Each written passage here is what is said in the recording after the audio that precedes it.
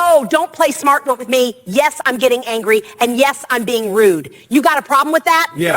Trust me, if you think that was rude, you're seconds away from learning what real attitude sounds like. Oh, please, spare me your drama. Your attitude doesn't scare me. You're just loud, not powerful. The courtroom fell into a thick, uneasy silence the moment she stepped inside. It wasn't the kind of silence that comes from respect or admiration, no. This was the heavy, suffocating kind that follows shock. Her heels clicked sharply against the floor, each step announcing not a person, but a threat. Maya Razi, the woman everyone in the room had heard rumors about, walked in like the entire world owed her something. Her chin was high, her eyes full of a cold arrogance that sent a shiver through anyone who made the mistake of looking at her for too long. And then, before she even reached her seat, she delivered the line that would become the hook of this entire case. If anyone here thinks they can humiliate me today, they're dead wrong. Those words weren't loud, but they sliced through the room like a blade.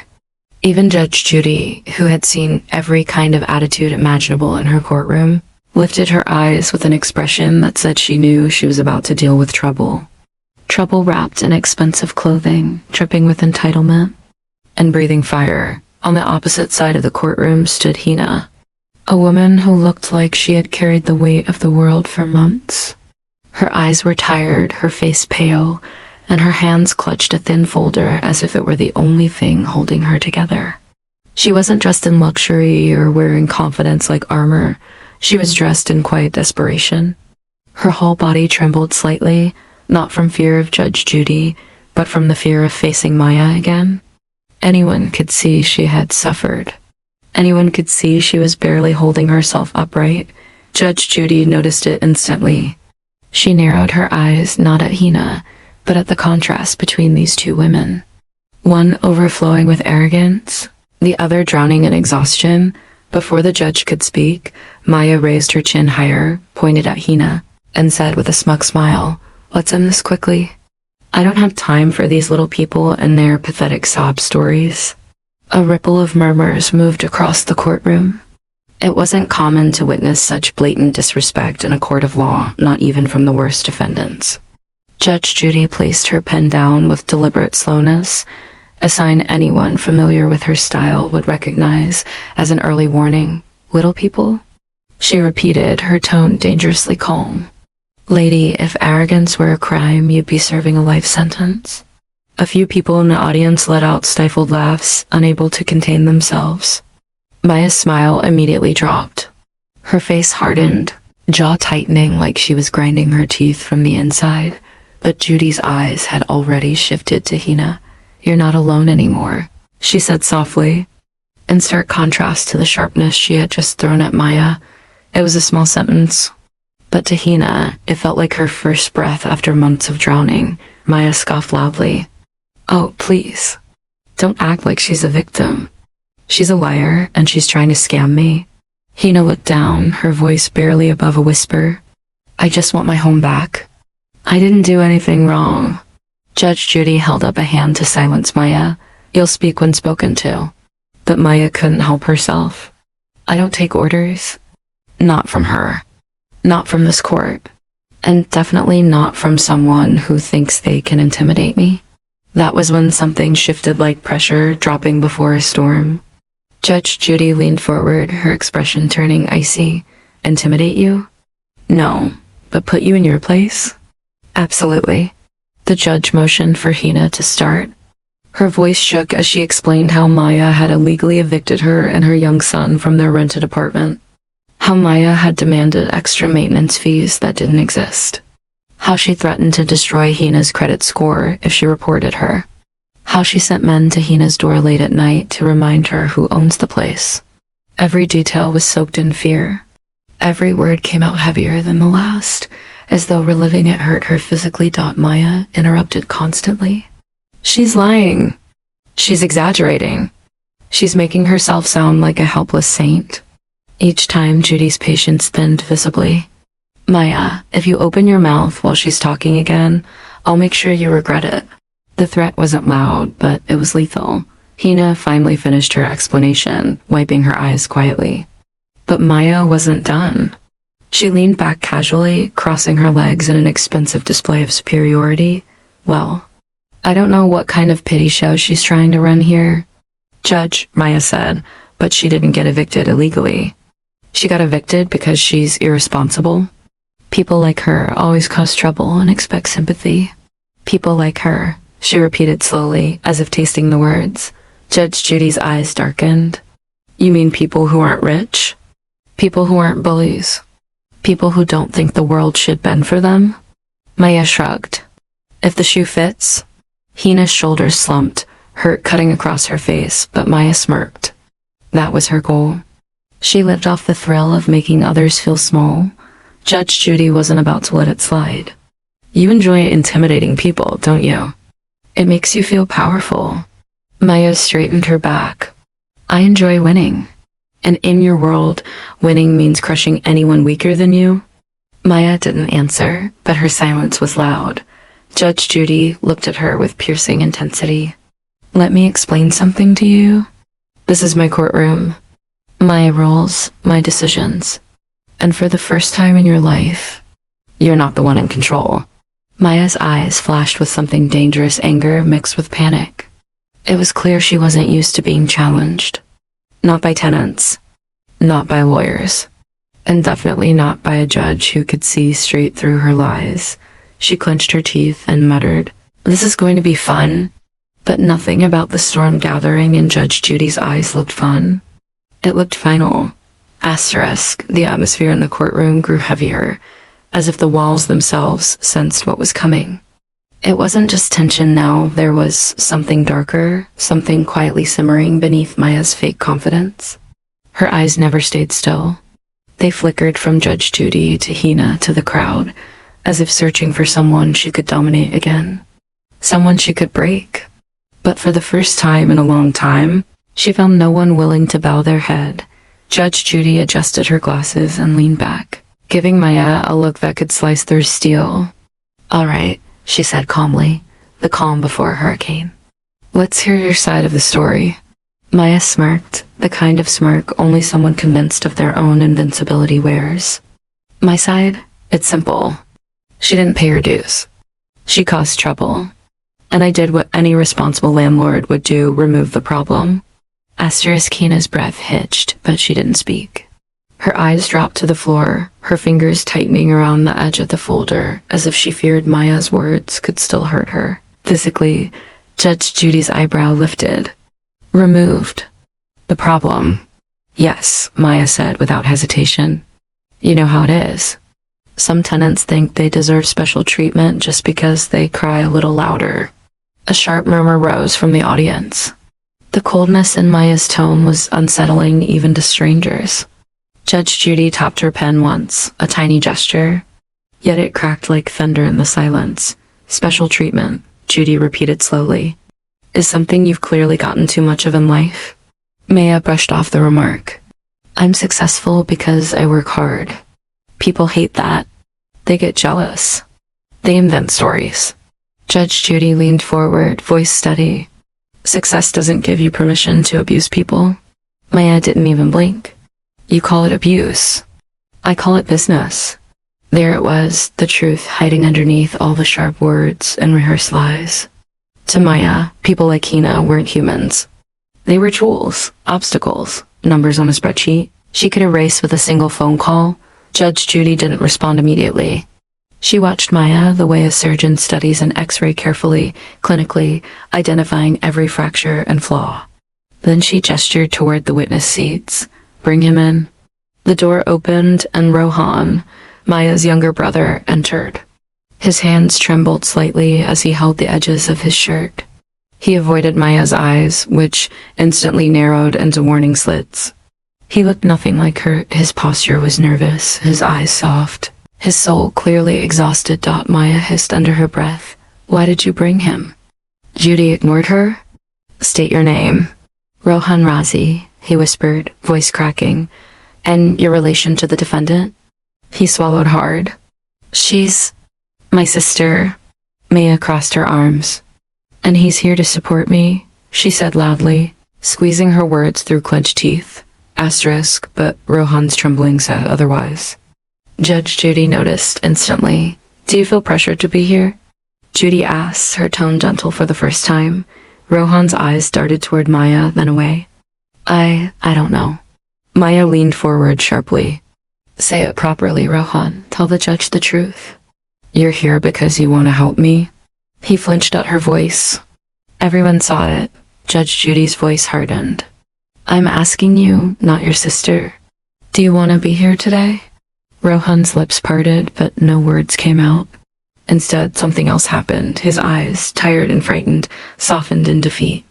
The way someone looks right before confessing a truth they've held inside for too long. I'm here because she told me to come. Asterisk, a wave of whispers rippled through the courtroom. Maya snapped. Don't start this nonsense. Judge Judy raised a hand. Sit down, Maya. She didn't. Instead, she shot Rohan a look that could burn through walls. He shrank back, tears gathering in his eyes. Finally, he spoke again, voice trembling. She said if I didn't, she'd ruin my shop. Take away the loan she helped me get. She said I'd end up on the street. Hina covered her mouth in shock. Even Judge Judy blinked, taken aback for a moment. Maya's voice exploded like a grenade. You ungrateful coward. Judge Judy slammed her hand on the desk. Watch your mouth. Maya turned her rage toward the judge now, her voice rising. This is ridiculous. He's lying because he's weak. Everyone here is weak.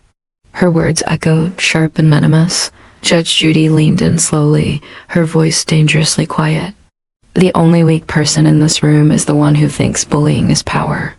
Maya stared at her, face burning red, breathing heavy with fury. Rohan tried to steady himself. Judge, I didn't want to lie anymore. She threatened Hina. She threatened me. She shut up. Maya screamed, her voice cracking. Hina jumped. Even the officers at the side stiffened. Judge Judy stood up, her full authority rising with her. Sit down. Maya didn't move. She was trembling not from fear, but from a terrifying blend of rage and ego collapsing together. You think you can tell me what to do? She spat. You think you can break me? I deal with lawyers, judges, and investors bigger than you every day. You're nothing compared to the people I have in my pocket. A cold silence washed across the room. Judge Judy's expression transformed completely anger, disappointment, and something sharper than steel. Is that a threat? Maya's lips twisted. Take it however you want. The officers stepped closer, and for the first time since the case began. Maya's confidence flickered, just for a second. Judge Judy leaned forward, her voice deep and resonant. This isn't your world anymore. Not your building. Not your rules. Not your victims. In this courtroom, the only person who decides what happens next is me. Maya tried to speak, but nothing came out. Rohan wiped his eyes. Hina exhaled shakily. Hope entering her chest for the first time in months, and Judge Judy, with complete control, said, let's continue. Because we're only just getting started. Part 2 ends here with the room shaken, secrets exposed, and the real fight only beginning. The courtroom felt different now. Not quieter now. It was the kind of silence that happens right before a glass shatters or a storm breaks apart a roof. Everyone knew something inside Maya had snapped. You could see it in the way her jaw locked and her eyes widened with a kind of desperate fury that didn't belong to a normal person. It belonged to someone whose power was slipping out of her hands for the first time in her life. Judge Judy sat down slowly, controlled but visibly irritated. She liked difficult cases, but she hated people who mistook cruelty for strength. And Maya was cruelty poured into human form. All right, Judge Judy said sharply, we're going to continue. Without interruptions. But Maya wasn't listening. She wasn't even in the courtroom anymore, not mentally. You could see it in her eyes. She was calculating, replaying Rohan's betrayal, imagining how she would punish him later. Her leg bounced rapidly, fingers tapping the desk so hard the wood clicked with every touch. Hina stood frozen, holding her folder close like a shield. She had never wanted war. She had never wanted revenge. She only wanted her home back, a place where her son could sleep without fear, without the threat of footsteps outside the door meant to intimidate her. But now, After hearing Maya scream at her own brother, Hina understood something. This wasn't about rent. This wasn't about business. This was about power. About control. About Maya thinking she could break anyone who stood in her way. Judge Judy turned to Hina. Continue. Tell me what happened after she threatened you. Hina swallowed a knot in her throat. I recorded her. Not because I wanted to, but because no one believed me. Every time I tried to complain, they told me she was too powerful. So I recorded what she said. Maya shot up right instantly, fury bursting out. You had nitrogen monoxide right to record me? That's illegal. Judge Judy snapped, sit down. But Maya kept going. She edited those audio files. These lies, these ridiculous accusations, they're pathetic. She's manipulating everyone here because I refused to give her special treatment. Hina flinched, tears brimming. Special treatment? You threw our things outside in the rain. You screamed at me in front of my son. You told me you'd destroy my life if I didn't pay you money you never even wrote down. Oh, stop playing the victim. Maya yelled, throwing her hands up. Your type always cries when you get caught. You think tears will save you? Judge Judy slammed both palms on the bench. The sound cracked through the room like a whip. Everyone went silent, even Maya. I warned you, Judy said, voice low, every syllable dripping with authority. You think this is a playground? You think you can bully your way through my courtroom? One more outburst, and I will have you removed. Maya's nostrils flared, but she forced herself back into her seat. Her hands shook. Whether from rage or panic, no one could tell Dot at that moment. Judge Judy signaled for the bailiff to bring the laptop forward. Play the next recording. Maya flinched.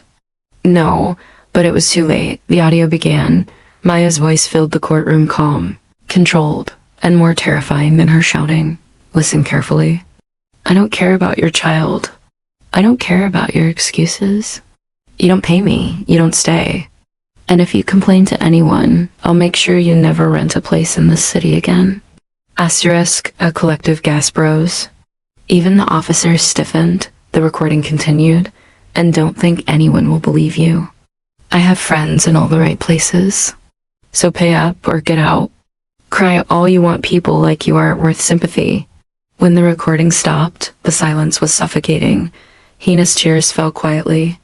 Rohan lowered his head in shame. A woman in the audience whispered, My God. Judge Judy folded her hands slowly. Do you deny this is your voice? Maya hesitated for the first time. Her lips parted, and for a fraction of a second, you could see fear a tiny crack in her armor. Asterisk then, like something snapped inside her, she stood up and screamed, This is fake. You all think I'm a monster because she made me sound like one. Judge Judy didn't raise her voice, but her words cut deeper than any shout. No one made you a monster. You did that yourself? Maya shook her head violently. You don't understand. I was protecting my business. People like her, they drain you, they lie, they cheat. People like her? Judy repeated, voice dangerously soft. You keep saying that? Tell me, Maya, what exactly does that mean? Poor, single mother? Someone who can't afford a lawyer? Someone who can't fight back? Maya's eyes darted away. Judge Judy nodded slowly. That's what I thought. Rohan suddenly stood up, tears streaming down his face. Judge, may I say something? Maya glared at him, voice like venom. Sit down or I swear, Judge Judy thundered. Don't threaten him again. Rohan stepped forward. I want to tell the truth. All of it. Every head turned. He wiped his face, hands shaking. She treats everyone like this. Tenants, workers, even me. She made me sign documents for her. Told me if I didn't, she'd ruin my future. She uses fear like a weapon. And no one stops her because they think she's untouchable. Maya's jaw clenched so hard the muscles twitched. She whispered, but loud enough for the whole room to hear, You traitor? Asterisk Rohan flinched, but continued. She told me to lie today. To say Hina was dangerous. That she attacked Maya. That she owed thousands. None of it was true. I can't cover for her anymore. The courtroom erupted in whispers. Maya took one step toward him. Her hands balled into fists, her voice barely human. You think you can betray me and walk out alive? Gasps. Officers moved forward instantly. Judge Judy stood up again, eyes blazing with a fire Maya had never faced. You are done, Ms. Rossi. Done terrorizing tenants. Done manipulating your family. Done lying. And if you think threats will save you today, you're in the wrong world. Maya's entire body trembled. Not with fear, she was too proud for that, but with a rage so intense she didn't know how to contain it.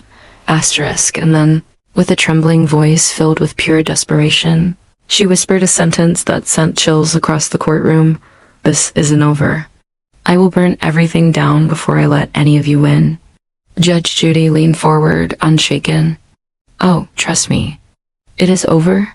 And part 3 ends, right at the moment the fire inside Maya threatens to erupt. And Judge Judy prepares to crush everything she built through fear. Asterisk. The courtroom felt colder the moment part 3 ended. It wasn't the air conditioning, it was the silence. A silence so sharp it cut the room like broken glass. Amelia stood frozen at the witness stand. Her lips trembled. Her fingers shook. Her pupils darted toward the gallery, searching for someone, anyone to save her. But a courtroom is the last place where lies can find shelter. Harper leaned forward, eyes narrowed like a hawk that had found its prey. Judge Harper, ice cold. Miss Amelia Reed, I strongly suggest you think twice before answering.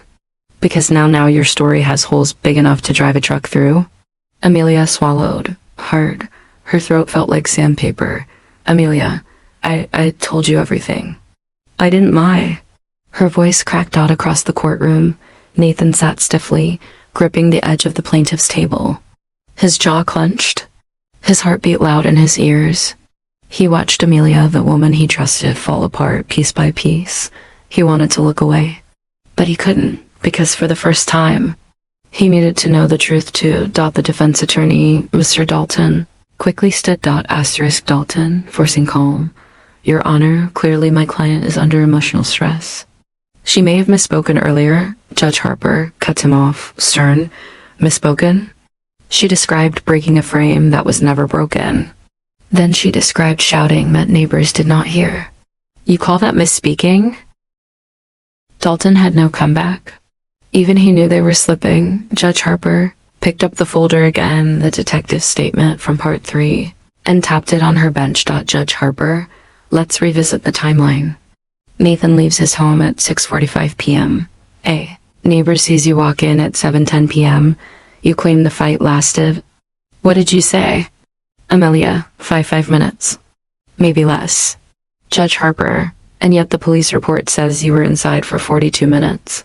42 minutes, Miss Reed. So what exactly were you doing for the remaining 37? The question didn't just land. It detonated. A murmur rippled through the gallery. Dalton stiffened. Nathan's heart dropped into his stomach.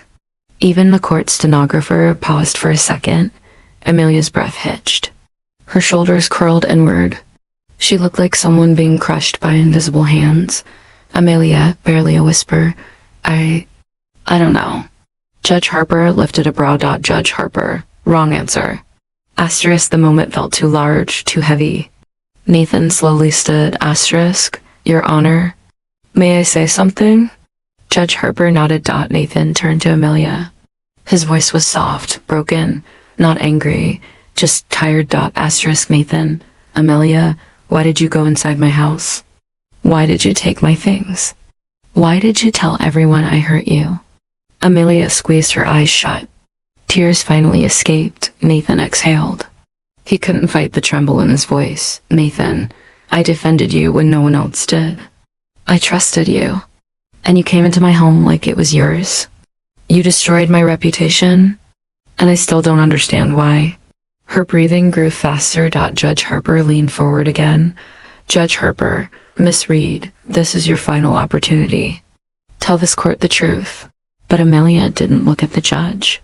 She didn't look at Nathan.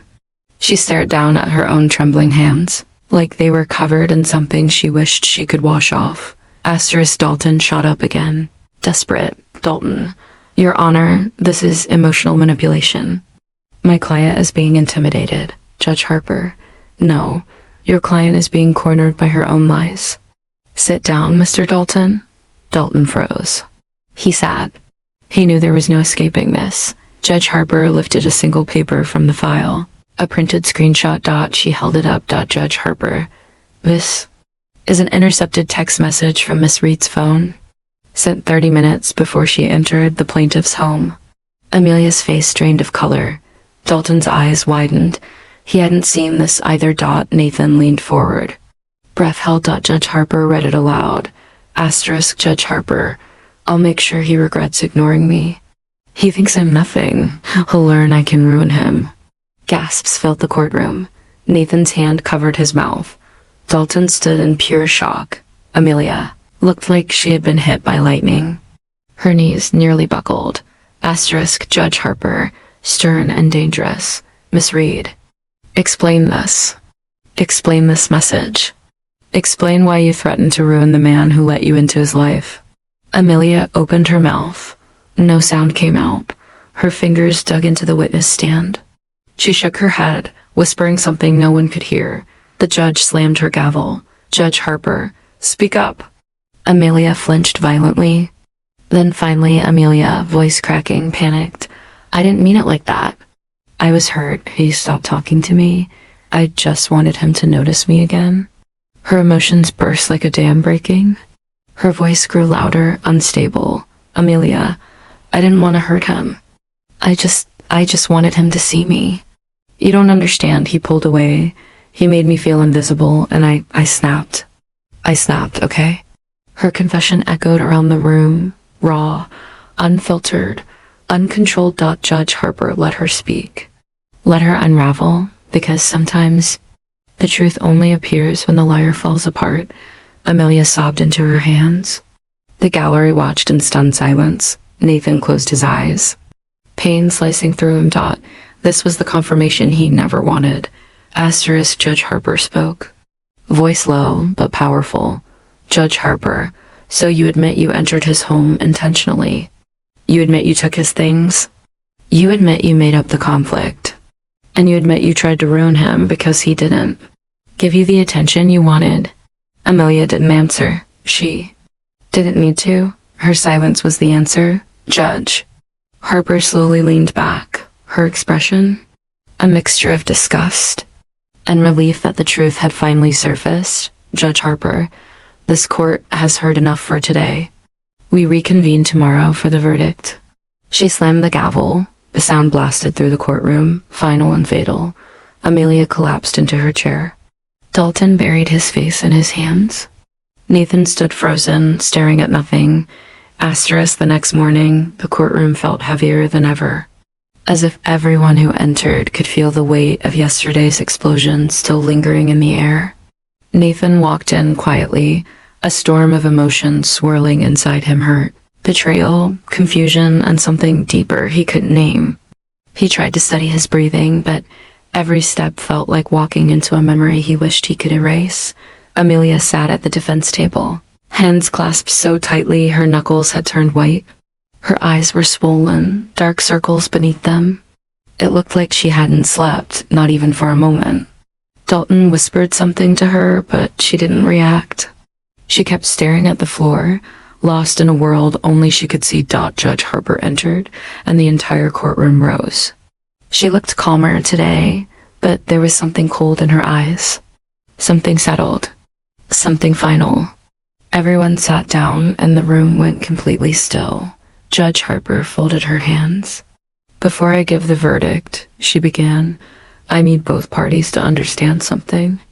This case, it was more than a simple dispute. It revealed the kind of damage lies, obsession, and manipulation can cause. Not just legally, but emotionally, personally, and permanently. Amelia's lips trembled. Nathan kept his eyes forward, jaw tight. Judge Harper turned her gaze to Nathan first.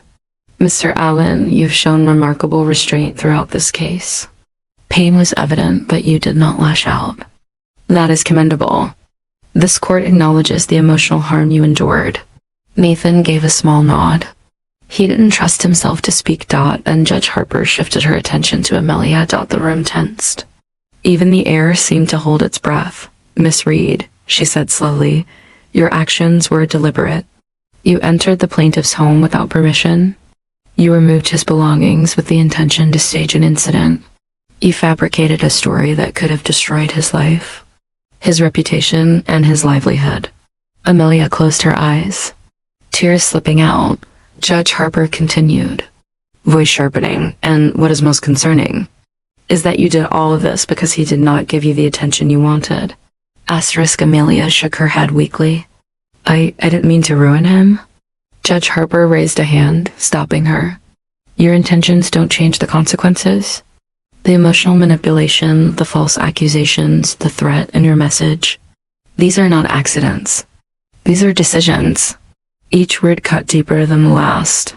Amelia's chest heaved as she tried not to cry louder. Nathan watched her, but he wasn't angry anymore. He wasn't even bitter. He just felt empty, like something inside him had been drained beyond repair. Judge Harper picked up the final sheet, the verdict. This court finds in favor of the plaintiff, Mr. Nathan Allen. A loud gasp rippled through the gallery. Judge Harper wasn't finished. Miss Reed, you are ordered to compensate the plaintiff for the value of the items taken and damaged. Furthermore, due to the emotional distress caused by your deliberate fabrication, an additional punitive fee will be imposed. Amelia's breath hitched. She covered her mouth with trembling hands, but then the part no one saw coming. Judge Harper leaned forward, her voice dropping into a tone that carried the weight of real consequence. And due to your admitted intent to cause harm, and the premeditated nature of your actions, this court recommends that prosecutors review this case for potential criminal charges, including trespassing and false reporting. The room exploded in whispers. Amelia jerked her head up, eyes wide with terror. See our criminal charges? No, please. I wasn't trying to. I didn't. Dalton grabbed her arm to calm her, but she pulled away, breaking down completely. Judge Harper remained unmoved. Miss Reed, actions have consequences. You nearly ruined an innocent man. You don't get to walk away without accountability. Amelia sobbed uncontrollably now, her shoulders shaking, mascara streaking down her cheeks. Nathan looked away. He couldn't watch anymore. It hurt, the whole thing hurt, but part of him understood this was necessary. Not because he wanted revenge, but because he needed closure. Judge Harper stood. This court is adjourned. The gavel slammed. The sound echoed like the final note of a tragedy. People rose. Some whispered. Some stared at Amelia as she collapsed into her seat, covering her face. Nathan gathered his papers slowly. As he turned to leave, he hesitated. He looked at Amelia one last time. She lifted her eyes, red and broken. There was no anger in them, only regret so deep it looked like it could drown her. She whispered, voice barely there, Nathan, I'm sorry. I really am. I didn't think it would get this far. I didn't want to lose you like this. Nathan didn't answer immediately. He took a shaky breath. You didn't lose me, he said softly. You pushed me away, and then you burned the bridge behind me. Amelia's face crumpled. Nathan walked out, not fast, not dramatically, just finally. The hallway outside felt different, lighter, like the storm that had been following him had finally broken apart. He leaned against the wall, closing his eyes. For the first time in months, he breathed without weight on his chest. Inside the courtroom, Amelia was still crying. Dalton tried to comfort her, but nothing he said mattered. She had destroyed the person who cared about her most, and now she was left alone with the ashes. Judge Harper watched from her bench as the room emptied. She sighed quietly, her stern mask softening for just a second. Cases like this always left a mark, but justice wasn't about comfort. It was about truth. Outside, Nathan stepped into the sunlight. A new day. A new beginning. And finally, peace. If you enjoyed this intense courtroom showdown, make sure you hit subscribe and join the Judge Judy Files family. Every episode brings you deeper drama, bigger twists, and unforgettable lessons. Don't forget to like, share, and turn on the notification bell so you never miss the next case file. Thanks for watching. And remember, justice always finds its way.